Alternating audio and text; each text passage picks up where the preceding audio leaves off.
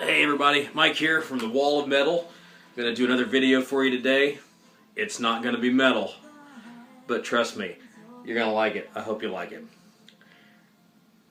Put Me On, I'm your brand new record album. Side one, cut one, listen to the songs. Play me loud, don't you worry about your neighbors. Hope I make you feel good all day long. Isn't that what it's all about? That's what it's all about.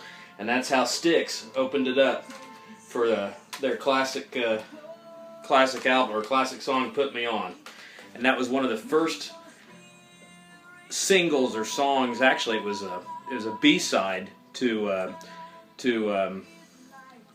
I can't. Anyway, it was one of the songs that really got me into this band, and I'm not ashamed to say that my favorite rock band of all time is Styx. So I'm going to do a video now that's going to cover my Styx collection.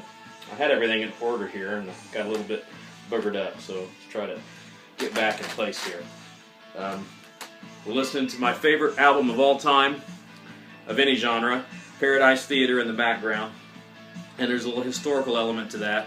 It's one of the first rock albums that I went to the store and bought myself, having a little bit more knowledge about music.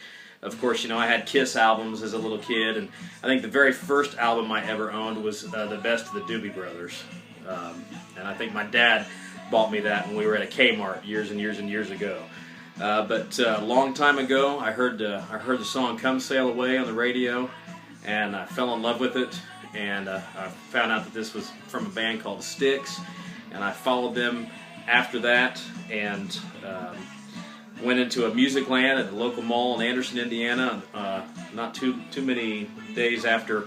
It was January 19th, 1981, I believe, when Paradise Theater was released. And my mom took me in there, and we bought this album, and lo and behold, the guy at the music store said, "Hey, you know, Styx is going to be playing here at Market Square Arena in Indianapolis here in just a few weeks." And I had never been to a concert. It was a whole new foreign thing to me and my mom, but she bought us tickets, took me to see Styx when I was 11 years old, and that opened the floodgates. And I've been listening to music and collecting records and CDs and tapes and going to shows ever since. So, with all that in mind, let's go through what I have. I'm going to start with my vinyls. Fortunately, I have at least one of the old Wooden Nickel releases that Styx put out. This is their final release with Wooden Nickel's "Man of Miracles," and this is an actual Wooden Nickel pressing. It's not A&M. It's got the Wooden Nickel. You can see that there, the wooden nickel label. So this is not a reissue that A&M did after they signed the band. I found Styx 2 in a local record store the other day, but price tag on it was just a little much for me at the time. Definitely on my radar is to pick up the first 3 Styx albums. That hopefully I can find them on the Wooden Nickel releases. I also have this was an A&M reissue of "The Best of Styx." Most of these songs were songs that were put out during the Wooden Nickel years. A&M released this album as a best of after they signed the band. And then Styx's first release with A&M, "Equinox," has great songs on it. I mean, to me, every Styx song is a hit. I can probably sing the lyrics to all of them when they're played live.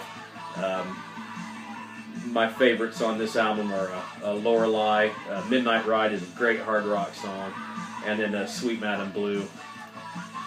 Classic album, "Equinox," one of my favorites. Almost every Styx album is one of my favorites, but this one is great. It's got some really good hard rock on it. If you only know Styx from "Babe" and "Best of Times" and those kinds of things, and you never really gave them much of a listen, do yourself a favor and check out their back catalog. Here we have "Crystal Ball." This was Tommy Shaw's debut with the band, and this has "Put Me On" that I alluded to on it. one of the great all-time lead-off tracks of an album. Just a great song to set the tone for the rest of the record. Hit songs like Mademoiselle, Jennifer, Crystal Ball's a great Tommy tune. Shoes is a great rock and roll song. And then they close with Ballerina, which I think is kind of one of their epic tracks. And then we move into the more commercially successful albums that Styx put out. This was the first of three that really cemented them in lore of American hard rock fame. This is The Grand Illusion. Many people would say this is probably pound for pound one of their best albums, and I couldn't argue with that. So many hits on this one.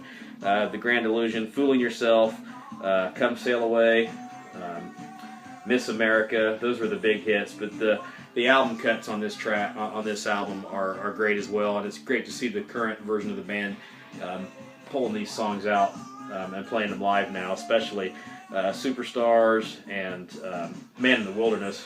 A great Tommy Shaw Penn song. So, The Grand Illusion. And then we have Pieces of Eight, another great Styx album. This is a gatefold cover. Pretty neat album art. Never really understood what Stonehenge really had to do with anything on the album, but you know, it's good stuff, and great songs on this. Great White Hope is another great album lead-off tracks. It's just a straight hard rock song that J.Y. wrote and sang on. And then you've got my favorite, Blue Collar Man, Renegades on here. Pieces of Eight's a great song, and I think one of Styx's greatest hard rock songs. And I even say that it's Styx's closest song to be metal is, I think, Queen of Spades is just totally killer. So, Pieces of Eight. Then you got Cornerstone.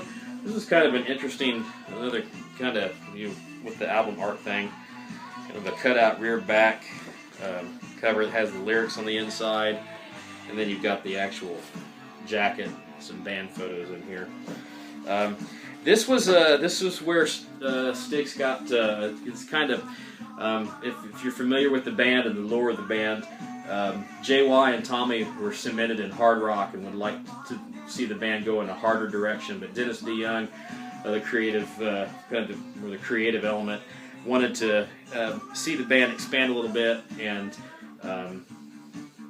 go into a little more progressive and adventurous songwriting direction. And that combination of those two ideologies within the band kind of ironically led to the ultimate success of their chart success and to their eventual demise. This album gives us Babe, which Tommy and J.Y. will probably say to this day is one of their least favorite Styx songs, and it was one of the biggest selling songs of the band's career. But this was not one of my favorite Styx albums, but it does have some really good stuff on it. My favorite tunes on Cornerstone are, Lights is a great song. I love Why Me. Borrowed Time is a good rocker. Eddie's a good rock song. Every album has at least one good rock and JY song on it. But a little bit of it for hard rock aficionados, made just a little bit of a letdown given how great Pieces of Eight was, and then Grand Illusion before that. But the experimentation of Cornerstone led to Styx's only #1 album of all time, and my favorite record of all time, Paradise Theater. Kind of mostly for sentimental reasons and for the content therein. This is just a great record, and it's a concept piece that's basically on the cover of the album. You've got this the Chicago, the Paradise Theater, Chicago in the 20s or 30s era, that up in grand fashion and in very elegant, and all the people flocking to it, all the way to the end of its lifespan, at the end where it's dilapidated and fallen apart and nobody's around. And it's basically it was a 1980s kind of an 80s commentary on the state of America at the time, about just the average everyday plight of the American citizen. And that's kind of what the song structures are about. And the great thing about the album, though, too, is that each of the songs can stand alone, apart from the concept of the story that Dennis envisioned. It's a gatefold cover, really neat cover. Got the lyrics on here, and then this is special to me because I was able to pull it up here. You can kind of see it a little bit. I was able to meet the band several years ago, but after they had broken up and Dennis had left the band. So Dennis wasn't in the band at the time, but I met the band at a Karma record store in Indianapolis and was able to have them sign this. Of course, John Panazzo had passed away, so he obviously wasn't able to sign it, but Chuck was there, so I have JY, Chuck, and Tommy all signed it, and then Lawrence Gowan was in the band. And no, Lawrence wasn't with the band yet. It was Glenn Burtnick, and maybe it was Lawrence. I can't remember. But anyway, really all but Dennis. If I could get Dennis one day to ever sign this, then this would be one of my prized possessions. But again, I could talk about the album for a while. My favorite Styx song of all time is on this. Leads this album off with "Rockin' to Paradise," one of the great all-time rock songs, but just a really good record with a lot of great songs on it. And then after the success of that, the band continued at the guidance of Dennis DeYoung to go in a more conceptual path. With Kilroy was here, and this was the ultimate demise of the classic band. It was 1982, and hard rock was kind of reaching some new heights. Metal was becoming prevalent, and Tommy and JY wanting to do more of a hard rock kind of sound just couldn't quite wrap themselves around this concept piece. This was kind of it really brilliant. I think a brilliant album and a brilliant story and a brilliant idea. It just the time wasn't right for it, I don't think. But I do recall that the concert tour for this was I thought really amazing. It was based around the story of kind of a futuristic utopian story, or a time where rock music had been outlawed, and this character, Dr. Everett Righteous, is like the utopian leader, dictator of society, and he bans all rock music, and they have burnings of albums and instruments and things like that. And Robert Orwin Charles Kilroy, R-O-C-K, is framed for committing a murder at a concert, which actually was committed by one of Righteous's minions, and he's found guilty and put in prison. And he gets some message to a guy named Jonathan Chance, who's played by Tommy Shaw. And Jonathan Chance tries to unite with Kilroy at the Old Paradise Theater after Kilroy overpowers a Roboto guard at the prison and is able to escape from the prison. And he and Jonathan Chance unite and make a stand for rock. That's basically the story. Musically, it really wasn't one of my favorite albums. I really loved it when it came out. Mr. Roboto, of course, is a great kind of a great radio track, and it's got some social or some historical significance in movies and commercials and things like that. It's just a fun song, but it wasn't really one of their greatest rocking songs. But this did have Heavy Metal Poisoning, which is one of the JY tunes. I thought was a really good song. The rest of the album, though, today, listen to it compared to the other material in their catalog, really doesn't stand up quite as well. But I still love the album.